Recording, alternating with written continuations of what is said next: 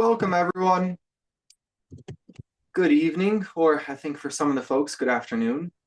And I'm not sure if we've got any folks in different parts of the world where we should be saying good morning, or I guess good morning. But welcome, everyone. We're gonna wait a few minutes while folks trickle in. In the meantime, I have a feeling that I know everyone's got a senior, but maybe I'm wrong. If you don't mind putting your student's high school graduating class, like 26, 27, 28, in the chat, that'd be fun to see. And in addition to that, it'd be fun to see where everyone's from, right? You can put the city or state that you live in. We are definitely well represented. Yeah, we are. Yeah. Even between the two of us, we're well represented. Exactly. But we'll wait a few more minutes, and then Dan and I will very, very briefly introduce ourselves, and we'll jump into tonight's presentation. But great to see 26 Seattle, 26, 26, 26, which is what we would hope and expect with our conversations. But hey, never too early to plan for an appeal. Right close to me right there. But all right. Dan, do you want to quickly introduce yourself? I'll introduce myself, and we'll go from there. Sure, Kevin. Yeah, so welcome everybody. My name is Dan Bisig, and I've been an independent educational consultant for the past 20 years. Actually, I'm celebrating 20 years this year, helping families with both admissions and financial aid, which makes me a little bit unique in the marketplace, but super excited to be with you this evening to talk about appeals and hope that we can help coach you through some ideas here. I always love when you say unicorn. Yeah, I didn't say that tonight, did I? No, you didn't. And it is so rare that someone does. Like on our team, we only have two people out of all the dozens and dozens of pros who actually do financial aid and admissions. And it's so cool that you do both parts of the process. We are fortunate to have Dan with us. You've already had a ton of successful appeals, so I think we're gonna have some good stories to share. I'm Kevin Murphy. I am also one of the experts here on CAP's team. I only work with families on the financial aid side. I have not been doing this 20 years. I got into this in 2018 and fell in love with it, and it's literally all I do. It's what gets me out of bed, as Peg on our team would say, and it's what I'm actually passionate about, and I feel really strongly about that. I feel very blessed. I've worked with countless families on this process, and I'm from New Jersey, Jennifer. I'm with you here, exit 105. Yeah, I'm very, very excited to dive into appeals, and we're going to be talking about a few things, awards, you name it tonight. But let me start screen sharing. For anyone who does not know, we are College Aid Pro. You may have been following us for a while. Actually, it'd be cool to see, right? If you've been following us for a while, give us the thumbs up. If this is your first time seeing our presentation, I guess give us the thumbs down, just to see who's been following us for a long time and who is watching us for the first time. But lots of thumbs up, so you guys have been following us. Cool. But anyway, so we're College Aid Pro, and our goal is to really help families shop smarter for college. Our goal is to help families pay less for college, and to do this process the right way. We find, and the reason that everyone on our team is so passionate about this is because actually families shop for college backwards, right? And they do this the wrong way. And we want to give you the knowledge, the tools, even some of our expertise to do it the right way. So, oops. Sorry about that. I don't know why it just ended. Oh, no, that was weird, huh? That was weird, for sure. Give me 1 second. I got kicked out. No problem. I always joke that I'm definitely not the person to talk to for tech support. I'm definitely. That would be me too, Kevin. Don't feel bad. Yeah. Oh, it came up today, actually. Yeah, but speaking of technology, the one thing that you guys are super lucky, and I hope you've taken full advantage of it, is using the MyCap software. I mean, because quite frankly, as you know, I've been doing this a long time, and I will tell you that I was introduced to MyCap or the earlier version of it all the way back in 2019 and fell in love with it immediately. And it's only gotten better. It only does a better job. But one of the things, if you have not, you need to definitely go in and set up your own MyCap account today. We talk about it all the time, but it's real simple to do. You go to mycap.collegeaidpro.com. I bet you Kevin's putting that in the chat box for us. Um, just know that the reason you want to do that is because of all of the tools that come along with it. And I'm going to go ahead and share my screen here for just a second. Let's see here. Thank you. And we go into, I want to show you what we really are talking about tonight with the software, which is this cool opportunity that you have. When you're looking at the program, I mean, from the beginning, we know that it helps you understand your SAI, your federal student aid index amount, your institutional SAI amounts and all that. But as you come across the top here, what I also want you to notice is all the other benefits, school selection, the affordability, the financial aid forms that you need. But the thing that we care about is kind of this whole thing about how about comparing the awards. You're starting to get financial aid award offers in. I know you are. I mean, that's why Kevin and I are looking forward to getting super busy here. And we're already getting busy as families are starting to work with us to help evaluate these things and coach them through what they need to do. But, what the program does that's really nice is it gives you an idea of where things, look with the schools. But also check this out. It's the ability up here to add an award, which is where you can literally go in and you can search for a school. And then, based on that information, we've got the ability to actually translate. So again, to me, it's a no-brainer that you should work through this process. You can see here that, I mean, let's go ahead and put in Amherst here. And, you've got the ability within this that you can see it's got our cap projections down here, which is great. But even better, when you've got that award as a PDF or a JPEG or whatever, you can drop it in here, and then the system will evaluate your offer, and based on that, give you an idea of where you are compared to where we thought you were going to be. And then most importantly, it helps you to understand, is there any chance for you to do an appeal? So I'm telling you right now, folks, nobody has a system like this. It's really just one of the very best options that are out there, the tools. We want you to use it so that you can very effectively have a conversation. And most importantly, if you discover that you need help, that's why we're here to talk tonight as well. Okay, so let me stop sharing my screen there. Again, just make sure that you're utilizing that tool. Super powerful, like you said. You know what? We were talking before the presentation about spending a few minutes on this because we had a feeling that there might be some people who haven't filled out the forms yet. And DK, I knew there was going to be some people who haven't, and it's okay. If you haven't completed the forms, first off, you're really running up against the clock. You're really running out of time. You might have a deadline of 2/1, 2/15, 3/1. So you have to definitely check the school's deadlines.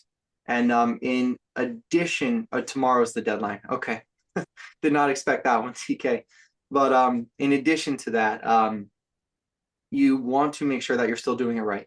Right? If the deadline's tomorrow, you don't want to rush. Just throw any numbers on there, throw anything on there. You do want to make sure you're still doing it right, and you're obviously getting it done by the deadline. And reasons you would want to do it: merit scholarships. Plenty of schools require. The FAFSA for merit scholarships, one that just came up the other day, Virginia Tech, their scholarship application, the deadline's actually tomorrow, and you have to submit the FAFSA to qualify for a lot of their scholarships. Now, in addition to that, it might be your only chance to apply for aid. So some schools, basically, that you have to apply the first year, or you're not considered years 2, 3, and 4. And an example of that would be Santa Clara, NYU. You need to submit the forms. For appeals, which is going to be the bulk of our conversation tonight, if you haven't submitted the FAFSA, you're basically telling the schools you don't want any money. And it definitely does not help with the appeals process from a need-based perspective. You can't go back to them and say, hey, this is going on in our lives, we need more, because you've never even applied. And lastly, something we encourage, I'd probably say all families to at least consider, if not take, is the federal direct student loan. It's a small loan, $5,500 for freshman year, that anyone who files the FAFSA has access to. Do you want to take it for here for a little bit, Dan, and I'll answer some questions in the Q&A. Sure. Yeah. Oh, by the way, folks, please make sure that you're putting your questions, if you're going to ask them, in the Q&A for us, not in the chat box. That'll just make life so much easier. So when these colleges out there start putting together their financial aid offers, here's what we know. You got the good side and you got the maybe not so good side. The good side, of course, is the free money. We love grants. And usually that's need-based, but I've seen some grants. Sometimes I've seen housing grants. I've seen all kinds of things that come through with that. And then also, just recognize the fact that those grants could be federal, state, or from the school itself. It really does come down to whether or not your student aid index is going to allow you to qualify for those. And then don't forget the scholarships. Again, we absolutely love scholarships. It's going to typically be based on all the great things that your student brings to the table, based on their grades, their test scores, maybe their additional talent that they have. And just also know that with every scholarship, there could be expectations when it comes to the GPA. Is it like a weighted or unweighted? Are test scores required? I mean, those kinds of things all come to play. Now, the other side of the coin is that work study, which is not necessarily bad. This is what's referred to as self-help. These are indeed need-based jobs that are offered. So think about a part-time job that your student has on campus where maybe they're working 20 hours a week. Maybe they're working at the library, they're at the information desk at their dorm, that type of thing. And it just really depends on what those look like. Those are a first come, first serve type of a position. So do know that students have to really get on that. And then the other thing is loans. We know that loans are often packaged. In fact, we're going to show you tonight loans in the different loan options, or the financial aid offers that we're going to show you. Some of those are well, in this case, they're going to all be the U.S. government-backed loans. But just recognize the fact that there's direct student loans, which is the $5,500, $6,500, $7,500 amounts that you hear about out there, $5,500 being for freshmen. And then there's the Parent Plus loans that are also part of that equation. We're not a big fan of that. Okay, we're not. We're again trying to help you get your kids into college with as little debt as possible. And so that's why it's a big deal. So let's look at a financial aid offer. So this is from USC. And the reason we're showing this to you is because of a couple of important things. Number one, notice that the school does a really nice job of breaking things down for us. Okay, so up at the top, they're showing the fees that are associated, which is the tuition and mandatory fees. They're also showing other estimated costs. Now, the reason that's estimated is because, of course, housing, for example, and the meal plans depend on the kind of circumstances and the decisions that your student makes and that you make with them. Then below that, we get into the loans and work study types of options. So it's really important that you recognize the fact of how things are broken down, with the cost up top, the loans at the bottom, and then notice at the very bottom are these estimated costs that are associated with that. And Kevin, I can't remember if you click the button, I assume it's going to circle some other things. Yeah, there we go. So again, there's the itemized breakdown. Notice the big scary price tag is the $97,223 up top. Then they show a total, from that amount of 53 down at the bottom, you've got the remaining amount. And then at the very, very bottom, which is kind of a small number down there, you've got the total financial aid. So again, it's a full package, right? You've got itemized breakdown for each different section, which makes this a terrific financial aid offer. With Drexel, we like Drexel too. Drexel does a nice job again of breaking things down. Just notice on the first part here is the gift aid. So this is where you've got your scholarships and grants. Even the Pell Grant, for example, the Federal Supplemental Education Opportunity Grant. So it's very clear and very easy for us to see those options. Okay, go ahead. That's all there, nice and straightforward. Then we get to this side where, again, now they're showing the loans and things that come into play. So we've got some work study and so forth that's part of that solution. And then, as you can tell here, here's where we've got the $5,500 of the federal direct student loans that come into play. So notice they do a nice job at the top here of showing the overall cost, the gift aid, and then the net cost that's still remaining that needs to be covered. Yeah, I think Drexel does a nice job breaking it up so you can easily understand what's free and what's not. Yeah, And not only that, but like what's remaining. yeah. Um, And did you also notice, by the way, the differences between those two financial aid offers? They look different. Get ready. There's more to come. And you were saying this is from Susquehanna, right? this one's from Susquehanna. Yep. This one is Yeah. from this year. So this is, I mean, once again, look at what they do up top here is that they've got all of the grants and scholarships broken down right off the top. Notice that that number is what, $52,500.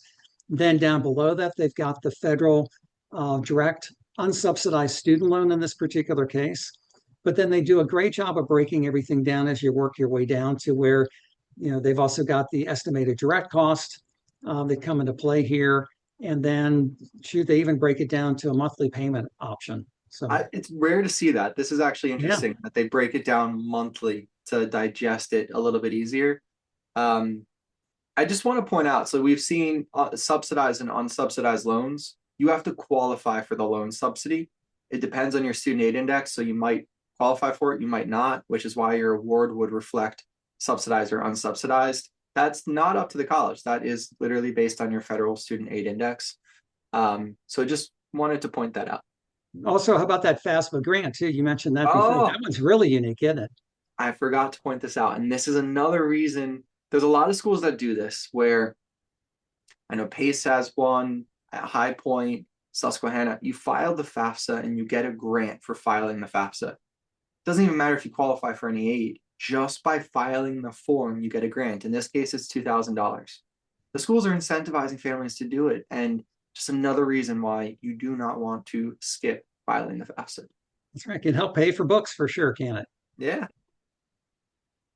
This one's Stevens Institute of Technology. This one's a little bit old. I wanted to share this one because it's a different layout than the other ones that we've seen so far. This one's from 23, 24. But that being said, it just shows all the schools present things differently. Up top here, we've got the same pattern, which is what's the breakdown of costs. Then after that, we've got scholarships here on the left, grants here on the right, and then what's the net price, which is cost of attendance, just like Drexel does it, minus grants and scholarships. So free money, gift aid. And then on the bottom, we have loan options and work study. So just a different way of looking at it. It's important to understand more so like the grants, the scholarships, the components, less so how it's laid out because it's going to be different at every school. By the way, on that one too, I liked the fact that it actually listed the federal SAI amount and the institutional methodology numbers right there in the middle.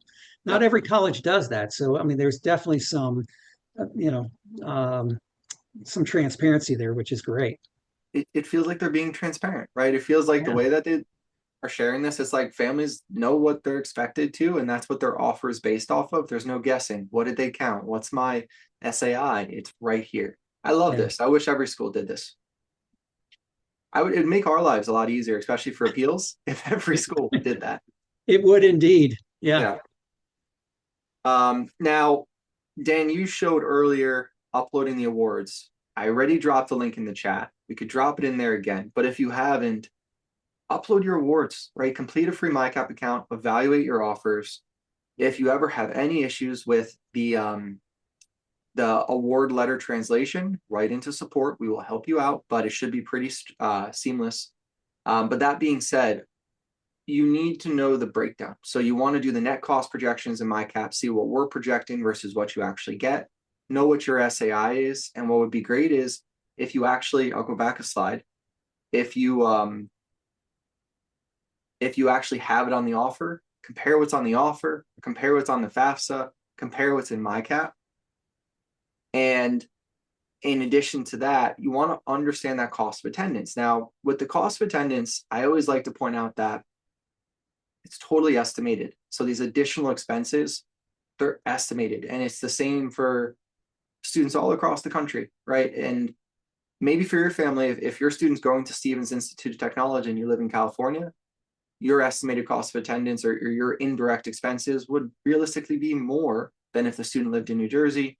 So it's not always an apples to apples comparison, but it's pretty easy to get a sense of based on what they're what they're saying, plus maybe if you've toured the school or you've flown there and maybe you've driven there, you know what the transportation costs are and how difficult or easy it is to get there. It's pretty easy to get a sense of what those additional expenses might be.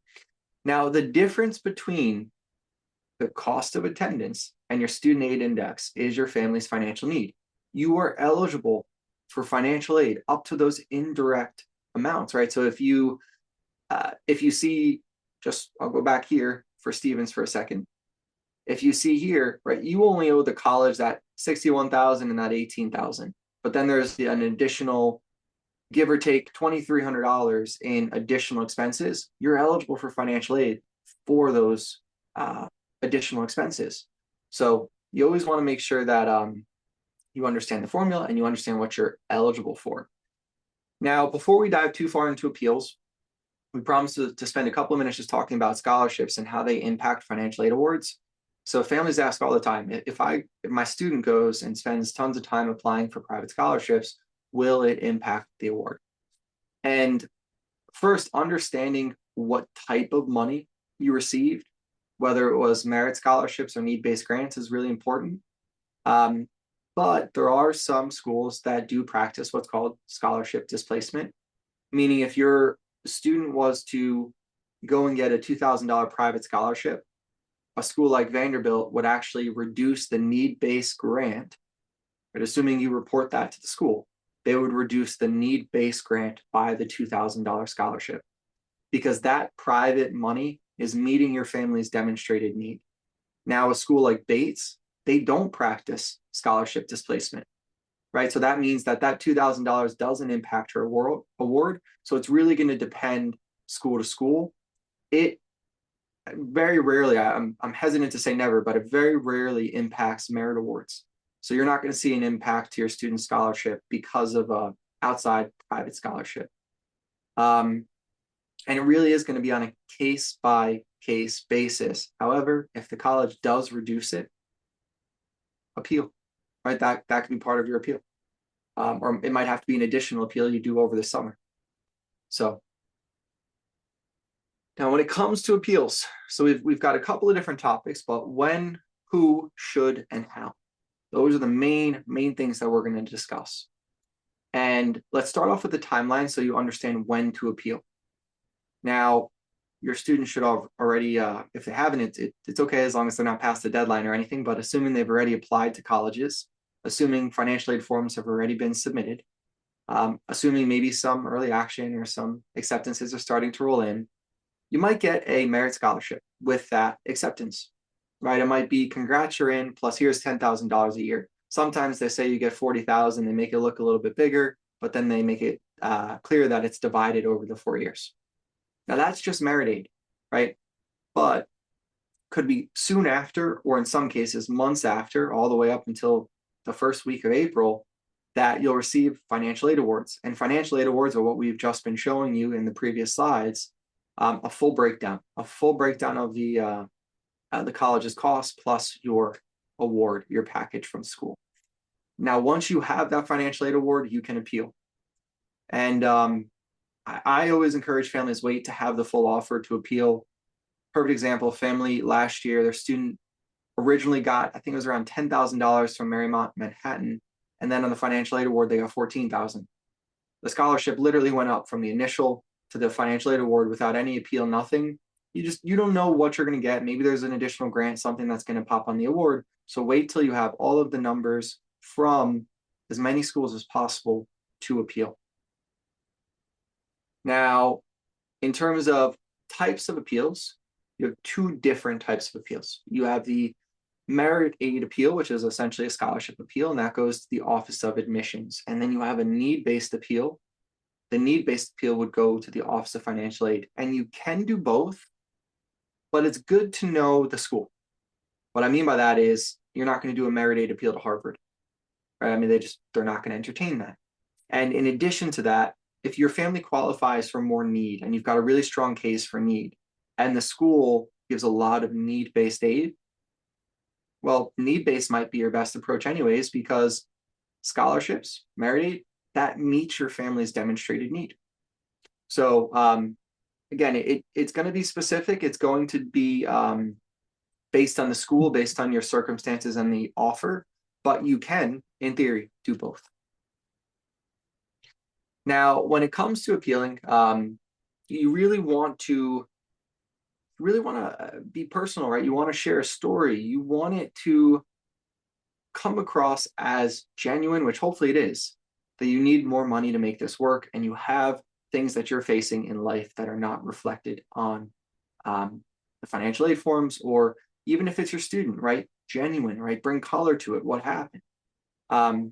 And in terms of asking for a specific amount of additional aid, this does work, and I don't think there's anything wrong with asking for more aid. But what's important is you just need to know how much more to ask for, right? You don't want to ask for 2 if you could have gotten 10. So you want to do your homework. You want to be prepared. You want to understand what you essentially can get, what additional aid you qualify for. You can use MyCap to help with that. But never want to undercut yourself. No matter how many times I'll tell you this isn't a negotiation, you still have to kind of think like you're, being strategic about this. Now, if you're going to use competing offers, and there's different reasons, you could use competing offers from a merit aid perspective, right? Better scholarships, lower costs, but you could also use it from a need-based perspective. Hey, Yale, Harvard doesn't use home equity. Can you match that offer? So regardless, if you are going to use that, show the award. And we all know the forms don't capture everything, right? Your tax returns don't capture everything. Challenge anything that's not on your tax returns or not on the financial aid forms in terms of expenses, hardships, you name it.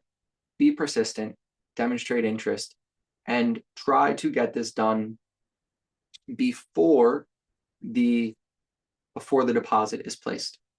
Now, in terms of need-based appeal items, right, there's a lot of CSS profile schools that use home equity.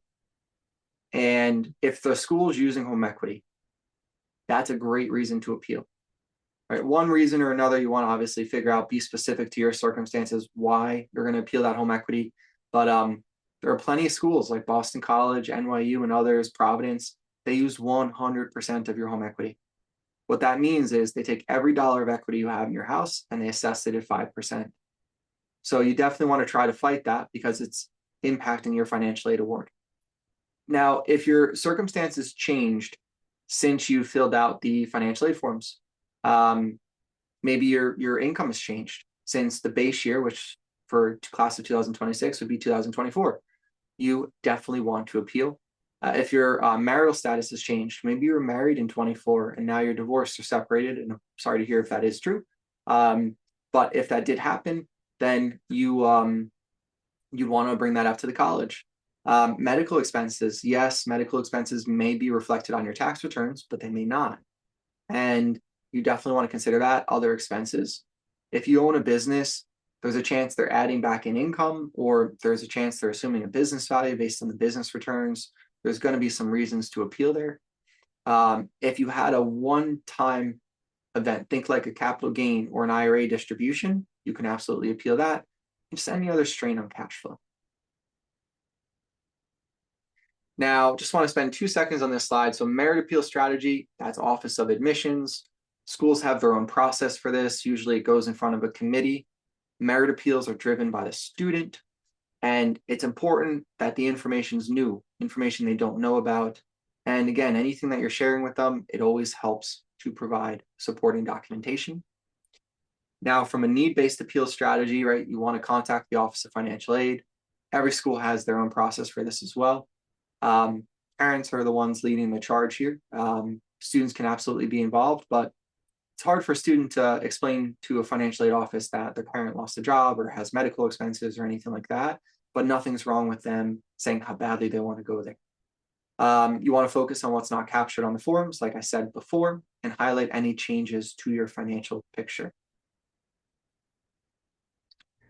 Now, in terms of income, just a little refresher. Probably have already been filling out your forms, so you know where to look on your tax returns and everything else, but it's based on the prior year. So you just filled out your FAFSA and CSS profile, let's say this winter. Well, it was based on the 2024 tax return, and maybe 2026 income is going to look different. Maybe it was different in 2025. line 11, your adjusted gross income is the biggest driving factor behind your student aid index. So keep in mind when you're looking year over year over year, look at that AGI. But if your AGI went down because maybe in 2025 you put $30,000 to a SEP IRA, all right, that's a little bit different, right? That's going to be counted as untaxed retirement contributions. Now, student income, I think it's good to know, especially with your children about to start school in the fall, how much they can make and work while they're in school without it impacting financial aid. That number is 11,770. And just to put it in perspective, it doesn't go up that much year over year. Like last year was around 11,560, I believe. So just a nominal increase year over year. But on the FAFSA, any dollar up to that amount is totally excluded. Any dollar over that amount, this is a big one, is assessed at 50 cents per dollar. So a big impact over that income allowance. Now, should you appeal? My honest answer is it's always worth trying. But I think it's important to set proper expectations. And bad candidates for an appeal, no one's going to come to us and say, I want to appeal Penn State. We're going to be all excited and say, yeah, you're going to get more money, right? It's hard to appeal to the flagship public universities. Now, that being said, Dan, I know you had plenty of success last year with UConn and Rutgers and some other schools. I know I did a few here in New Jersey, one in Arizona, one in Michigan. But it's possible. It's just much, much, much more difficult. If everything is exactly the same, heck, maybe it's even better. Your income's higher in 25 or it's going to be higher in 26. No, you're not going to be able to do a need-based appeal for, change in income or change in circumstances or anything like that. So it might be a little bit more challenging. And maybe you had no one-time events or nothing unusual with the 2024 tax year. Fortunately, that would probably limit your reasons for an appeal. Now, in terms of good candidates, ones that we'd be saying, you've got a really good shot at appealing, you've got a high likelihood of success, private schools. And if you had a one-time retirement distribution, or if you are recently divorced, separated, or remarried. Remarried's a big one too, especially at CSS schools, because not to get confusing, but if the other household, that non-custodial household, is remarried, they're not supposed to consider non-custodial parent income. So there's tons of reasons there. You do need to know your audience, know the school. You do want to watch out if it's an IM, meaning if they use the CSS profile, or if it's an FM, meaning they only use the FAFSA, because you'd be using different reasons for the appeal. You're not going to be using home equity for any FM school, right? But you are probably for IM schools. So again, it's just know your audience, know what to include, what not to include. Business owners, again, usually going to have some reasons there, and better offers from competing colleges is something you can absolutely include. Now, want to talk through some, I guess you can call them case studies and some real life examples. But before I dive into this, Dan, are there any good questions that we should talk about out loud, or anything you want to mention on some of the previous slides that I left out? Yeah, Kevin, one of the big questions that keeps coming up is, hey, we've received merit offers, but when are we going to hear from the colleges for the financial aid offers? And so, folks, the thing that you have to realize is getting accepted to the college is number one. That's got to happen first. And then the secondary is, it could be 2 to 4 weeks, hopefully, that they're getting that to you. But just recognize, and I shared this with somebody else, that with the more selective colleges that where you may not get an offer until, say, April, it's possible that you will have a delayed appeal that takes place there. So just be careful with that. Absolutely. It's a good point. I think the hardest part about right now is waiting. And there's a lot of, well, what's to come? What's the offer going to look like? What do we do? But unfortunately, you really do have to wait. And like Dan said, it could be until the first week of April. And that's until you get the offer. If you're going to appeal, it could be even later that you get a result. So part of right now, I think it's important to have a little bit of peace of mind knowing it's okay if you're not doing anything. It's okay to be waiting. I always tell families I work with, do me a favor, enjoy the winter. Let your student enjoy their senior year. Forget about college because you just probably went through, I can't even tell how many emotions, September, October, November, and so much stress. Try not to think about it for a little bit. It's exciting. The acceptances are rolling in, but you've got to wait for all of the details.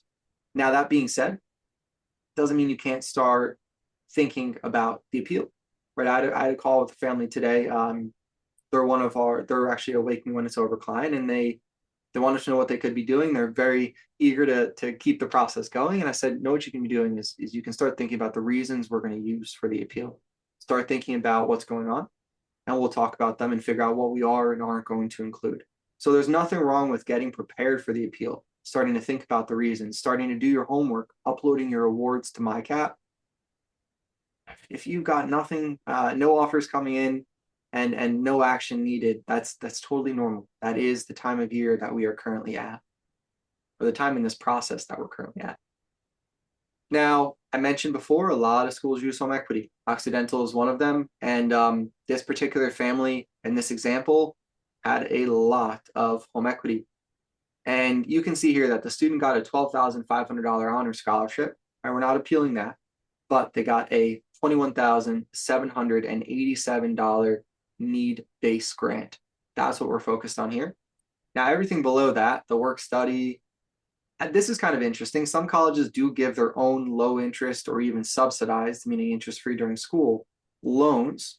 Occidental did here, right? The Occidental College low interest loan, and then the subsidized and then the unsubsidized federal direct loans, right? So we're really focused here on this need-based grant because that's what home equity is impacting. And based on the appeal, you can see went from that $21,000 to $49,000. That's the impact that at some colleges home equity can have. So if used right, it is really a powerful reason on appeal. However, you can't simply say, I don't want to use my house to pay for college. You want to be more, just with this whole process, you want to be more targeted, you want to be more strategic with how you present it to the school. I always like to say everything needs to be necessary and immediate. Right? It can't be voluntary. You can't be redoing your kitchen. It has to be stuff that's unavoidable. And that's what you want to look at this in that lens. All right, so you can see here an increase of almost $28,000. Now, this was and I saw a bunch of questions in the chat about, do they automatically give you credit for having two kids in school at the same time? And this was a good example of that. In this family's case, that was one contributing factor. But if you have two children going to college at the same time, there is a chance that you actually have to fight for that discount, right? There's a chance that you have to appeal for it. There's a chance that you have to show how much you're paying another college, right? Whether it be a financial aid award or a tuition statement.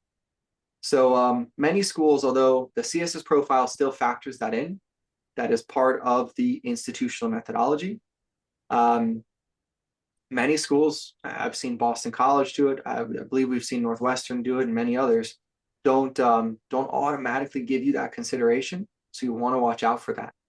Now, the federal methodology schools, the FAFSA only schools, that's gone. They don't give you a break for having more than one child in college at the same time. That was removed from the federal methodology, from that formula, and those schools will not consider it. So definitely want to again, know your audience. Is that a school that does or doesn't take it into account? Reason I'm saying all of this is because this was part of this Boston University appeal. This was complicated, and we come across a lot of families with complicated situations. It was more than 5 rental properties, one-time distribution. I believe it was actually called an installment sale income, and things that just didn't line up with the family's actual reality, right? We put together the strongest possible appeal because as it stood, Boston University, $90,000 a year, student couldn't go here. We put together the strongest possible appeal based on the reasons I just said, the not being able to access those additional properties, having no student going, the other student was actually going to Northwestern. And in addition to that, so they're twins. And then in addition to that, that one-time installment sale income. And because of that, right, went from nothing to $28,800 in need-based scholarships. That was the first appeal. But based on that, we knew it wasn't right. We knew they qualified for more based on everything that we outlined in the appeal, based on everything that we wanted the family to fight for. I will admit, they were so ready to say yes. Like they're like, all right, great, let's pay the deposit, let's go. Took a little bit of begging to say you have to hold out a little bit longer, and it's okay. I you can ask for extensions, right? You can postpone that enrollment deposit if you need more time. But second appeal, another 15,900, $45,000 in free money that this family got through appeals. So Boston University guarantees their, as you can see here, scholarship assurance. They guarantee their award for all 4 years, which is incredible. Very few schools do that. And because of that, I mean, this family literally saved $180,000 just for the one student. So appeals are a really strong part of the process. I do want to point out too, when it comes to deadlines, some schools do have hard, firm appeal deadlines. Like Boston University for early decision students had a January 5th deadline. And the reason they had that deadline was because their appeal committee was getting together to review all of the appeals. So they needed to have everything in by then to actually consider it. I have seen them give a hard time to families who've tried appealing after the deadline. So check the school, see if they've got a deadline. If you don't know, you can't find it on their website, call them. There's nothing wrong with calling and asking them what's your appeal process or what's your deadline to submit an appeal. From a response time perspective, I don't think they could give you an answer on that. It would likely just be a couple of weeks, but there's one appeal I did, it took almost 6 months. So it really just depends on the circumstances and the appeal, how many times you have to escalate it.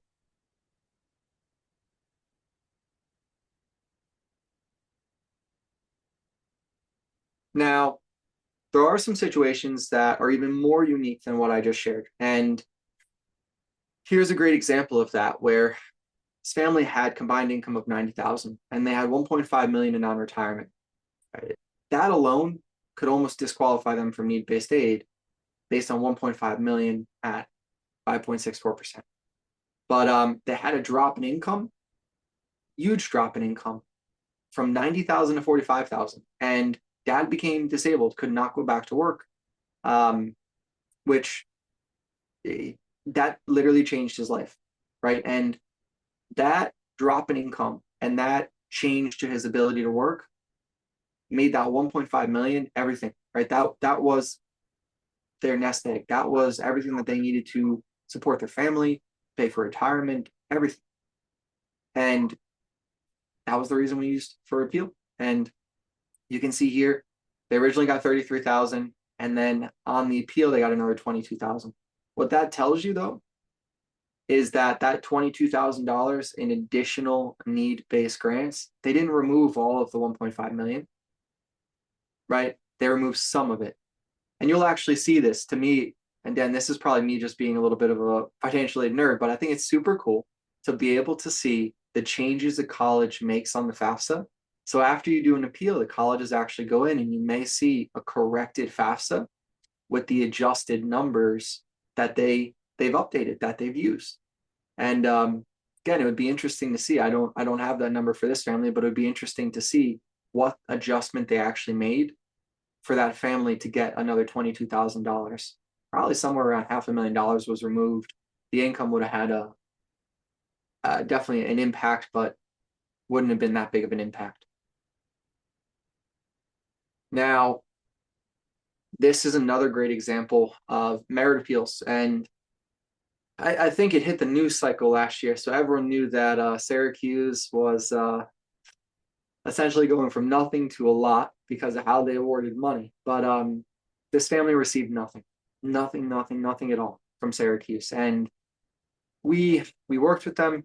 This was actually Jason Sloan on our team, and came up with an appeal, academics, leadership, you name it, right? Just highlighting additional, academically speaking, then extracurricular speaking, highlighting those new and additional improvements to student. And we also used competing offers. I believe the final one they used was James Madison, but they also knew they should have gotten something. based on my cap, right? Our software will tell you how much you should be getting in merit scholarships. They went from nothing to $60,000 a year. Now, it was not one appeal. It was a lot of work, a lot of going back and forth, a lot of expertise and strategy to get this outcome. But end result ended up being really good. Saved the family $250,000. And I just looked before the call, and we're almost at $1 million so far for our class of 2026. Those are just early decision families. And our class of 25, you can see some of the numbers here, right? 74,000 from Colby. I think Emory was around $64,000. So like, those are huge differences, but I don't want to discount the small ones. Arcadia here is $2,000, and it's on here for a reason, because even that $2,000, that's an extra $8,000 that family saved over the 4 years, and that's $8,000 less they had to borrow. So that does make a difference. No matter even $1,000 a year, $1,000 a year saves you $4,000, right? So that's why it's so important. It's so worth it to go through this process, even though it is stressful. I think oftentimes, having to ask for more money, figuring out what to say, you name it, it's worth it. It pays off, and it could be a life-changing difference, whether it be need or whether it be merit, right? We could be talking about substantial sums of money. And for the most part, depending on the school, you could multiply that by 4. So another step in the process that you do not want to skip. And we get this question probably a few times a week. Will they rescind my students' acceptance? No, they will not rescind your students' acceptance. They will not take away their chance to go there. The worst case scenario is they say no. The worst case scenario is they make you do a lot of work just to tell you no. But that's probably it. So just another step in the process. Don't skip it. Now, we do want to offer everyone the chance to, and I should have dropped this in earlier, but we get it. You might not know. Do you even have a chance to appeal? Does it make sense for your family? Let us figure out if you do or don't have the possibility to appeal. And what I mean by possibility is, are you going to be successful, or could it end up being a waste of time? And that's what we're promising to tell you. And what we're going to do, it's free. It's 15 minutes. It's a very, very quick conversation. But what we're going to do is we're going to talk about your family situation. We're going to ask you very specific questions. We're going to talk about any offers you might have. If you don't have offers yet, that's okay. What is important to know is just, what schools are we talking about? What are even the contenders? And then we're going to say, yep, you're very likely to be successful. No, this appeal is not likely to be successful. And then if we feel like you're going to be successful, and if we feel like we can really, really make a difference, we'll explain how we can help. But again, take us up on this. Let us at least figure out if you do or don't have a chance. And then maybe you would benefit from our help, or maybe you honestly wouldn't. Maybe it's not even worth taking the time to appeal. And let us help you figure that out. So I'll keep sharing this for a second or two. Dan, you've been, just crushing the Q&A. We're at 63. I know, buddy. It's been answered. incredible. There's been a lot of people putting things in here, and I'm trying my best to help you all out. But it's there's a lot. And there's a lot of common themes. Look, folks, I get probably the biggest frustration I'm hearing from families is, when are we going to get our financial aid offers? You guys have been patiently waiting. Heck, one family's been waiting since December, when their student was accepted to schools, and that doesn't surprise us. And that's the hard part about this, is that it's all in the hands of the financial aid officers when they get those things processed and out to you. And then that leads to the domino effect of, okay, then, when can you get those appeals taken a look at and new offers sent to you? So there's definitely there's a process that you got to go through, kind of the good, the bad, and the ugly. Absolutely. Were there any other common questions? That was a biggie that kept coming up. Some folks were asking about, colleges, what types of colleges and things. And I will say this, in some cases, unfortunately, your questions, folks, were just so detailed that there's just no way that we could possibly, we're filling up with even more questions now. So You Uh, really ought to take advantage of this assessment, this appeal assessment. Let me put it to you this way. If you think that there's any chance at all that you might be and need to, probably need to is the bigger deal, need to get additional money put on the table because you're starting to see the offers that are coming through to you, you ought to take us up on this. I mean, you really, really should because the number of last year of over $5 million of new dollars that families received from the appeals that we helped families with is a big deal. I mean, the way I say, every little dime counts. Everything, every bit of it counts. You know, it could help with books. It could help with other miscellaneous expenses that you guys don't even know about yet that you're going to have. So you really need to jump on this. And you got to know that the cool part about College Aid Pro is that we've got a great group of experts. I mean, Kevin's been incredible. Um, I you mean, just too. well, I know, but I mean, just truly, we're here to help you. We're here to give you the language and the things that you need so that when you present your case to these colleges, you're really giving them everything you've got. Um, because you get one shot at it. I mean, and providing supplemental information if they ask for it's a big deal. But boy, if you can give them everything they need from the beginning and get that, it's a win-win. So, Absolutely, 100%. And I think that you deserve like the clapping hands emoji because again, 63 questions answered tonight is amazing. But we do have a good team. We're very honest and don't hate us for that, right? If you do an appeal assessment and we tell you that it's not worth the time, please don't be mad, right? We're going to be very transparent. We're going to be very honest. We like setting proper expectations. Um, every single family last year, by the way, who hired us for appeals, they saved way more than they paid us. And that's something that we're super proud of. The reason they did that, the reason that happened was because we talked to every family beforehand and we were able to figure out, is there a good chance? Can we make a difference? And we could. Like Dan said, it was over 5 million as of May, but you saw all those additional appeals that kept trickling in. oh man, it's We incredible. stopped counting. We stopped counting. I think we got almost an extra million between August and not August, I'd say July and September.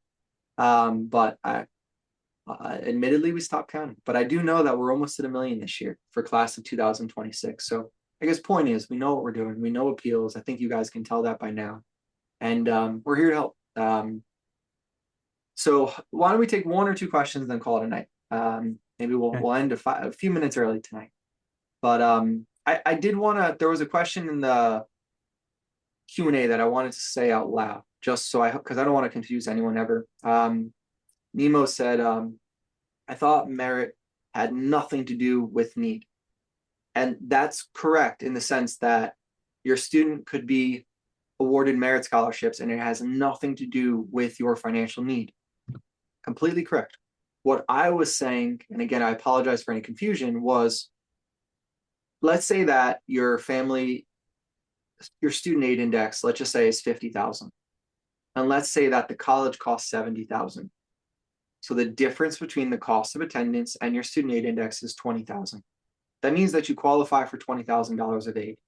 If your student got a $20,000 scholarship, you no longer have $20,000 of need because that scholarship met your family's need. So merit-based scholarships can help get down to that number or help get to the number you qualify for. Um, but I just wanted to clarify that because again, merit scholarships are not based on your family's financial picture at all. Do you want to take one and then we'll wrap up? Yeah, this is actually a good one. It says, can financial aid awards vary significantly year to year if income stays the same or only slightly increases? Concern the financial aid money could decrease significantly. Um, so here's the thing. I mean, number one, remember that most scholarships, so that's part of the offer we're talking here, merit aid, um, is dependent upon your student doing their part. So it comes down to, are they still a full-time student? Do they have the GPA that's required? I mean, that's one of the big areas that unfortunately sometimes you see that things can change on. Um, if your income changes at all, well, number one, recognize you have to reapply for financial aid if you need it every single year. And so we encourage you to because here's the thing. I can promise you, Kevin and I have had conversations with families where circumstances have changed. What am I talking about? There's been a death in the family. A parent has lost their job. A business has gone under. I mean, All these things are realities, folks. Parents become disabled. When those things happen, you have to have a chain of showing that you've applied for financial aid for these colleges, especially if you're hoping to qualify for any of their institutional aid. It's a really, really, really big deal. And so, what I would say to you is this: just recognize the fact that, yes, financial aid offers can change from year to year.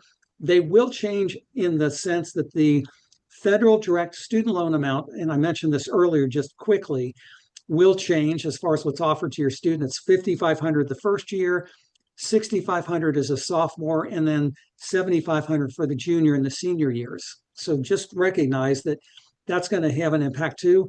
Work study could change. I mean, any number of things could change depending upon your circumstances. So, So I always like to emphasize too, and this will be the last thing I promise, but remember that example I shared with George Washington the other day? yeah, It's like you got to get a sense of who you're dealing with, and if the financial aid office is willing to help you, if they're not, because you're going to have to deal with them for 4 years. And I always use example. A family I worked with back in 2021 went into the Office of Financial Aid at GW. They left crying.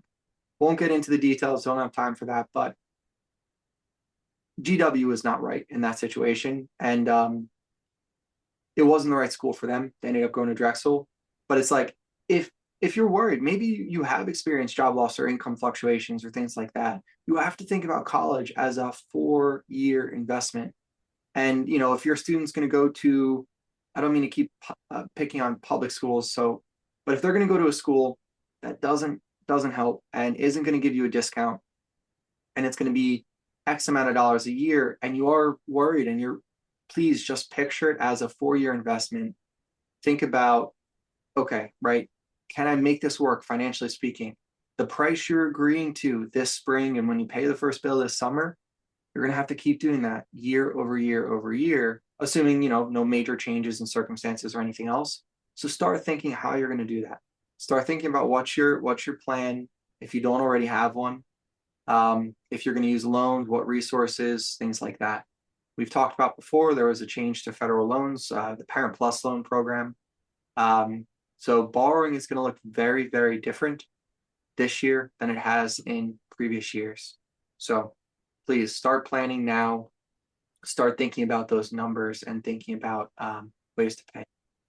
I did want to share this. I also dropped this in the chat, but you'll see here when you go onto our landing page, you have obviously the ability to book with us until next Saturday. We are gone. Our team, we're all meeting the first week of February. So this is literally like you have to meet with us by the 31st. You hear, obviously, if you haven't started the process, we offer help with the entire process. If you have started it and you just need help with appeals, we offer help with that. You can see the details here. And then for anyone who's a DIYer, we've got the software, what Dan showed in the beginning. And then tomorrow you'll see a webinar recording. So we put everything on here, making it easy for you to access everything. But alrighty. Thank you, everyone. Thank you, Dan. Hope you guys enjoyed this. Hope this was helpful. If you've been following us, hope you keep following us. And hopefully we get to see you on some appeal assessments. And if not, we wish you the best of luck with this process. yeah, thanks everybody. Kevin, great doing this with you, and we wish you nothing but success, folks. Take care. It's always fun doing this with you, Dan. Bye. Same here.